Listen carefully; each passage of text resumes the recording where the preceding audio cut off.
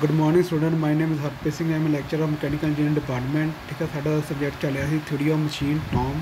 ठीक है, अज आप पढ़ांगे फ्लाई व्हील। ये flywheel use in machine serve as a reservoir which store energy during the period when the supply of the energy is more than the requirement and release it during the period when the requirement of energy is more than the supply है। ठीक है, की कहता है flywheel की होंगे। Flywheel एक reservoir होंगे। ठीक है, जोड़ा कि एनर्जी स्टोर करता है। ठीक है, एनर्जी कि स्टोर करता है। देखो जोड़े अपने 4 स्ट्रोक इंजन होंगे जो पावर स्ट्रोक होंगी है। ठीक है, पावर स्ट्रोक तो एनर्जी में स्टोर कर लेंदा है। ठीक है, जो हूँ साढ़े देखो विच store energy during the period when the supply of energy is मोर। ठीक है, सप्लाई ऑफ एनर्जी ज़्यादा हो जाती है दैन द रिक्वायरमेंट। सानू उन्नी रिक्वायरमेंट चाहिए नहीं होंगी जिन्नी की एनर्जी प्रोड्यूस हो जाती है। ठीक है, and release it during the period when the requirement of energy is मोर। ठीक है, तेनों छड्ड दिंदा है, उदों रिलीज़ कर दिंदा है during the period when the requirement is energy is more. Requirement energy की ज़्यादा हो जाती है दैन द सप्लाई, कि उन्नी सप्लाई आती नहीं। तो जो रिक्वायरमेंट एनर्जी ज़्यादा होंगी है उदों फ्लाईव्हील उन्होंने रिलीज़ कर दिंदा है। ठीक है, ये होंदा फ्लाईव्हील का काम। जानी कि फ्लाईव्हील का काम होंदा है एनर्जी को स्टोर करना। ठीक है, तो रिलीज़ कर देना जो इंजन में एनर्जी की लोड़ पवे। ठीक है, उदों रिलीज़ कर देना। ठीक है, जो अपने 4 स्ट्रोक इंजन होंगे उस जो पावर स्ट्रोक होंगी है, पावर स्ट्रोक में ये एनर्जी को अबजॉर्व कर लेंदा। ठीक है, यानी कि एनर्जी को स्टोर कर लेंदा है। ठीक है, जो फिर सक्शन या कोई भी स्ट्रोक से लोड़ पैंदी है इंजन को, इनू रिलीज़ कर देंदा फ्लाईव्हील। ठीक है, ये काम होंदा फ्लाईव्हील का। इन case of steam engine internal combustion engine या देखो स्टीम इंजन IC इंजन में जो 4 स्ट्रोक 2 स्ट्रोक इंजन होंगे है, reciprocating compressor and pump the energy is develop during 1 stroke and the engine is to run for the whole cycle on the energy produce during this 1 stroke. For example in internal combustion engine example देखो IC engine में the energy develop only during expansion और power stroke. यानी कि power stroke में energy जी है develop होंगी है। ठीक है, which is much more than the engine load.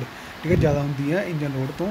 And no energy is being develop during suction. यानी कि जो सक्शन स्ट्रोक होंगी है उदों कोई एनर्जी डिवेलप नहीं होंगी। Compression and exhaust stroke in case of 4 stroke engine and during compression in case of 2 stroke engine the excess energy developed during power stroke is absorbed by the flywheel। जो ना ये ना IC engine में जो power stroke होंगी है उदों ये absorb कर लेंदा है flywheel energy and release it to the crankshaft during other stroke. तो रिलीज़ कर देंदा क्रैंकशाफ्ट में दे दिंदा है अदर स्ट्रोक। ठीक है, in which no energy is develop this rotating the crankshaft at uniform speed a little consideration will show that when the flywheel absorbs energy its speed increase and its release energy।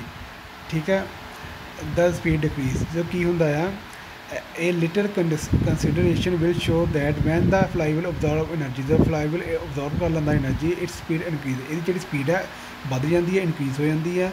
when it release energy. ठीक है, जो energy छड्ड दिंदा है तो इसकी speed घट जाती है डिक्रीज हो जाती है। hence a flywheel does not maintain a constant speed, it simply reduces the fluctuation of speed। in other words a flywheel controls the speed variation caused by the fluctuation of energy turning movement during each cycle of the operation। ठीक है, यानी कि जी fluctuation होंगी है speed की उन्होंने control में रखता है। ठीक है, in machines where the operation is intermittent like punching machining shearing machining riveting machining crusher etc the flywheel store energy from the power source during the greater portion of the operating cycle and give it up during a small period of the cycle।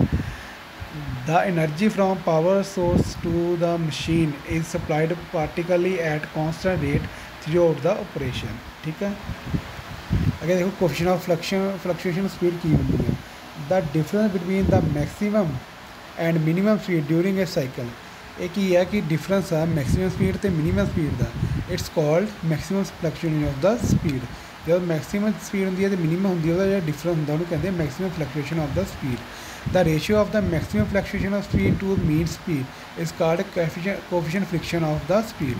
ठीक है, coefficient friction of speed को आप की कहते हैं जो the ratio maximum fluctuation speed जब ज़्यादा स्पीड होंगी है ऑफ द ठीक है speed to the mean speed उन्होंने आप कहते हैं coefficient of fluctuation of speed. ठीक है, the ratio of maximum fluctuation of speed to the mean speed. ठीक है, let n1 and n2 maximum and minimum speed in RPM during the cycle। ठीक है। N1 ਤੇ N2 ਕੀ ਹੈ, maximum ਤੇ minimum speed ਆ ਇਨ RPM ਡਿਊਰਿੰਗ ਦਾ cycle. ठीक है। देखो एन मीन स्पीड की होगी थोड़ी N1 प्लस N2 अपॉन 2। ठीक है। कोफिशिएंट ऑफ फ्रिक्शन की होगी थोड़ी CS की होगी N1 minus N2 upon N। ठीक है। आधा ठीक है आ हो गया था 2N। जे एंगूलर तुम फाइंड करनी है थोड़ी आ फार्मूला लग जाना।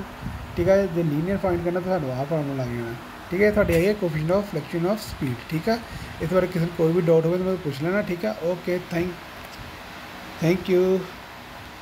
ठीक है।